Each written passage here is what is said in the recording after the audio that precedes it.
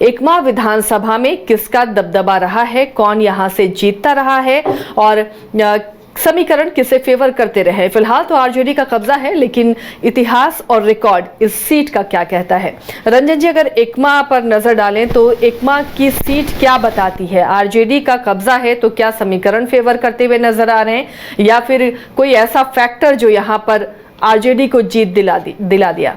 देखिए, जो एकमा विधानसभा की सीट है वो महाराजगंज लोकसभा के अंतर्गत आती है और ये सारण जिले में पड़ती है।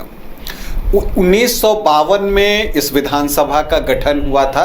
पहला चुनाव हुआ, कांग्रेस चुनाव जीती यहां से, लेकिन फिर उसके बाद इस विधानसभा का अस्तित्व समाप्त हो गया। और फिर जब नया परिसीमन 2008-9 में हुआ, तब जाकर एकमा को एक बार फिर से विधानसभा की सीट जो है वो बनाया गया। पहले जो था मतलब 2010 से पहले जो था वो एकमा प्रखंड का इलाका माझी विधानसभा में आता था। अब एकमा और लहलादपुर प्रखंड का पूरा हिस्सा और माझी ब्लॉक के 7 पंचायत को इस विधानसभा क्षेत्र के अंतर्गत ले आया गया है। और एकमा प्रखंड जो है, एकमा प्रखंड मुख्यालय जो है वो नगर पंचायत बन चुका है। अब यहाँ पर जो एक चीज़ देखने में आती है वो ये आती है कि अगर पिछला 2 चुनाव आप देखें यहाँ पर, तो वहाँ एक ट्रायंगुलर फाइट दिखती है, जबकि जब 2010 में चुनाव हुआ था तो वहाँ आमने सामने की लड़ाई थी। ये सीट जो है इसलिए भी जानी जाती है क्योंकि इस सीट से जेडीयू के विधायक जो हैं वो 2 बार जीतने में सफल रहे हैं, 2010 और 15 में, और वो विधायक बने थे मनोरंजन सिंह उर्फ धूमल सिंह। बाहुबली नेता हैं और वो अब तक 5 बार विधायक रह चुके हैं। 3 बार बनियापुर विधानसभा से वो विधायक चुने गए थे। उसके बाद जब नई सीट बनी एकमा, तो फिर एकमा आकर चुनाव लड़े और पहले दोनों चुनाव 2010 और 2015 में वो जीतने में कामयाब रहे, तो 5 बार के विधायक हैं। लेकिन 2020 में कुछ जो है कानूनी पहलू थे, कुछ केसेस थे, जिसकी वजह से धूमल सिंह चुनाव नहीं लड़े और उनकी पत्नी सीता देवी को यहाँ से जेडीयू ने अपना उम्मीदवार बनाया। लेकिन तब आरजेडी ने ये सीट जेडीयू से छीन ली और वहां पर श्रीकांत यादव ने सीता देवी को 13,927 वोट से हराया। देखिए, श्रीकांत यादव जो आरजेडी के अभी विधायक हैं, उनका व्यवसाय कोलकाता में है और वो बिल्कुल कह लीजिए कि बहुत कम दिन पहले जो है वो उतरते हैं एकमा में और उनको टिकट जो है वो दिया जाता है। लेकिन एक नया समीकरण जरूर बना था, क्योंकि जब आप एकमा विधानसभा क्षेत्र को देखती हैं और इसके समीकरण को समझने की कोशिश करती हैं, तो 3 जातियां, जिसमें कि आपको राजपूत हैं, यादव हैं और भूमिहार हैं, अगर इन तीनों को देख लें तो इन तीनों का चंक जो है वो बड़ा है। अगर इन तीनों को ही मिला लीजिए तो 45 से 50% वोट वहीं हो जाता है। और इसके अलावा सामान्य जाति के अदर वोट्स जो हैं उनको भी अगर आप मिला लीजिए तो ये 50 को क्रॉस कर जाएगा। ये स्थिति है यहाँ पर। तो यहाँ पर अगर आप देखिए 2010 और 2015 में जब चुनाव जीते धूमल सिंह, तब जो मुकाबला था वो आप देखते हैं कि वो राजपूत वर्सेस भूमिहार का था, जिसमें कि धूमल सिंह चुनाव जीते और वहां पर धूमल सिंह भूमिहार जाति से आते हैं। अब देखिए 2010 में उन्होंने जो है 53.88% वोट लाए। क्यों? जैसा मैंने आपको कहा कि 2010 का जो चुनाव हुआ था वो आमने सामने की लड़ाई थी, तो उस समय उनको 55,474 वोट मिले। 29,201 वोट से वो जीतने में कामयाब हुए। उनके सामने प्रत्याशी कामेश्वर कुमार सिंह थे, जिन्हें 26,273 वोट आए, मतलब कि 25.52%। ये दिलचस्प है कि यहाँ पर तीनों चुनाव जो है कामेश्वर कुमार सिंह लड़े हैं और हर बार पार्टी जो है वो बदल गई है। 2010 में वो आरजेडी के टिकट पर चुनाव लड़े थे। इसके बाद 2015 में अगर आप जाइए तो वहां पर दिखता है कि वो बीजेपी के टिकट पर चुनाव लड़े थे। 2020 में वो एलजेपी के टिकट पर चुनाव लड़े थे। अब इस बार देखना है कि वो चुनाव लड़ते हैं, क्योंकि अगर गठबंधन होता है तो जेडीयू और एलजेपी में से तो कोई एक ही दल का प्रत्याशी होगा। अगर एनडीए फोल्डर से अगर हम बात करें तो वैसी परिस्थिति में चूंकि जेडीयू का दावा यहां मजबूत है और कैंडिडेट धूमल सिंह हैं, मनोरंजन सिंह इस बार जो है वो चुनाव लड़ेंगे, तो ऐसी परिस्थिति में मुझे लगता है कि टिकट इस बार मनोरंजन सिंह और धूमल सिंह को ही मिलेगा जेडीयू की तरफ से। ये ऑलमोस्ट मुझे कंफर्म दिखता है। अब वैसे में कामेश्वर प्रसाद कुमार सिंह जो है वो क्या करते हैं ये देखना दिलचस्प होगा। खैर 2015 की अगर हम बात करें तो मनोरंजन सिंह मतलब कि धूमल सिंह 8,126 वोट से जीतते हैं। ये मुकाबला ट्रायंगुलर हो चुका था। 2010 में आमने सामने की लड़ाई थी, 2015 में ट्रायंगुलर फाइट थी।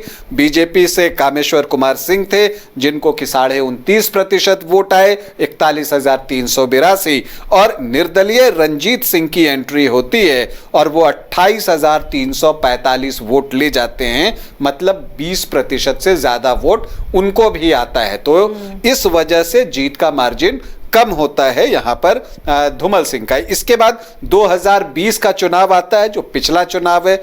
जैसा मैंने आपको कहा कि टिकट धूमल सिंह को नहीं दिया गया तो उनकी पत्नी जो है वो चुनाव लड़ी। यहां से सीता देवी और आरजेडी ने श्रीकांत यादव को चुनावी मैदान में उतारा। तो पहली बार जो है यहां पर एक यादव कैंडिडेट 2010 के बाद जो है वो उतरता हुआ दिखा और उन्होंने आते ही जीत हासिल की 13,927 वोटों की। उनको 53,875 वोट मिले और सीता देवी को 39,948 मतलब कि 26% वोट मिले। लेकिन मुकाबला फिर ट्रायंगुलर हुआ।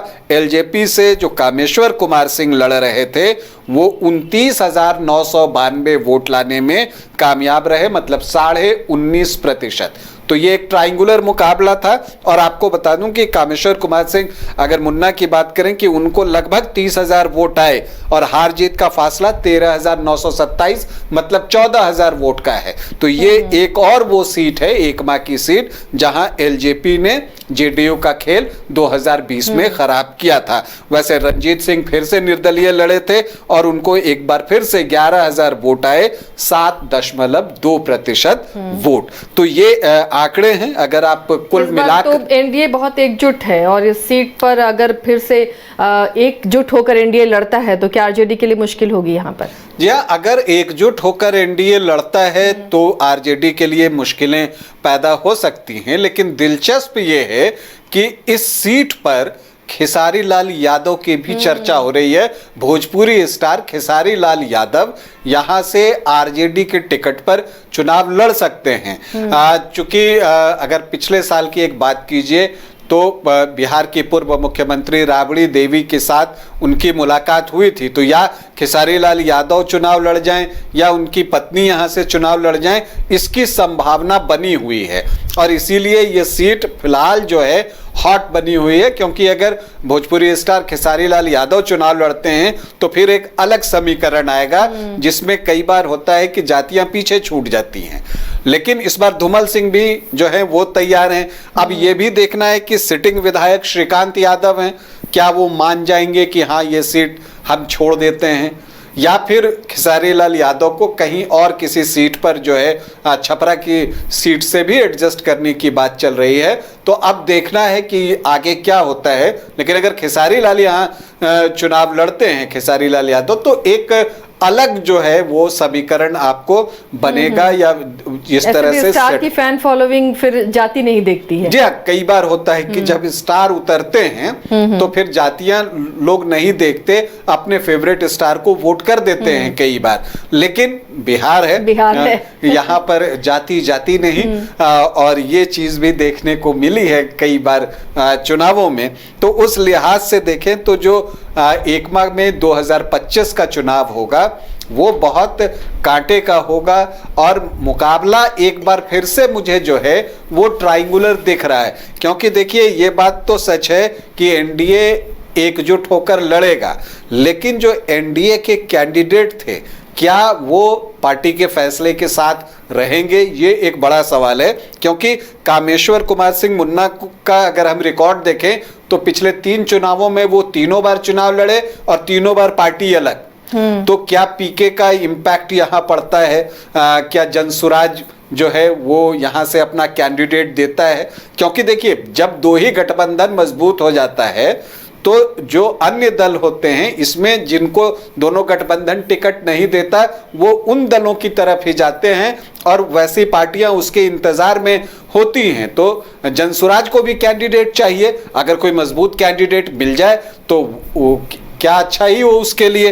तो अगर आप देखिए, वैसे और भी लोग हैं, विकास सिंह यहाँ से ट्राई कर रहे हैं, लेकिन अब देखना है कि उनका क्या होता है। बीजेपी से राजन तिवारी कोशिश कर रहे हैं, उनका भी दावा है कि टिकट जो है वो बीजेपी को मिलना चाहिए और फिर मैं दावेदार हूँ। लेकिन जो चीज़ें साफ साफ दिख रही हैं और जो विश्लेषण करने पर लगता है, उसमें लगता है कि ये सीट जो है जेडीयू के पास ही रहेगी। चूंकि धूमल सिंह चुनाव लड़ने वाले हैं यहाँ से, तो टिकट उन्हीं को जाएगा।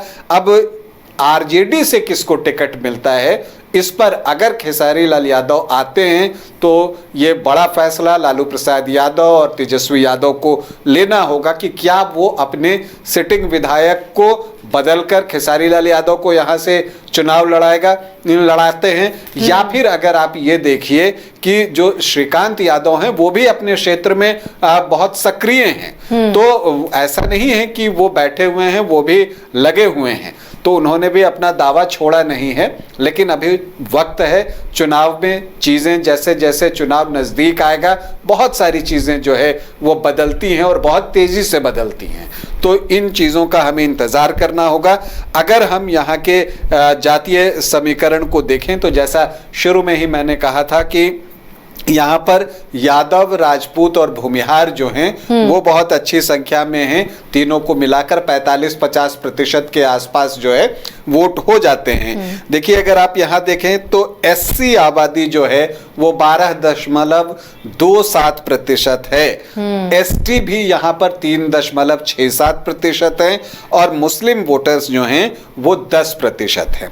अब अगर आप देखिए, आप बात कीजिए तो जो भूमिहार वोटर्स की बात कीजिए वो 13-14% के आसपास हैं। इसी तरह से राजपूत वोटर्स भी इतने ही होंगे, 13-14% के आसपास। ब्राह्मण 5-6% जो है वो दिखते हैं और यादव सबसे ज़्यादा 14 से 15% के आसपास यादव वोटर्स भी जो हैं वो यहाँ पर हैं। और यही वजह है कि पिछली बार आरजेडी यादव कैंडिडेट लेकर आया। अब यहाँ पर एक माई इक्वेशन भी बनता है। यहाँ पर जो है ये चीज़ें देखनी है कि अब आगे किस तरह से जो है टिकटों का बंटवारा होता है। चूंकि ये ऑलमोस्ट तय है, ऐसा लग रहा है कि धूमल सिंह वो दावा भी कर रहे हैं कि टिकट जो है उनका ऑलमोस्ट कंफर्म है।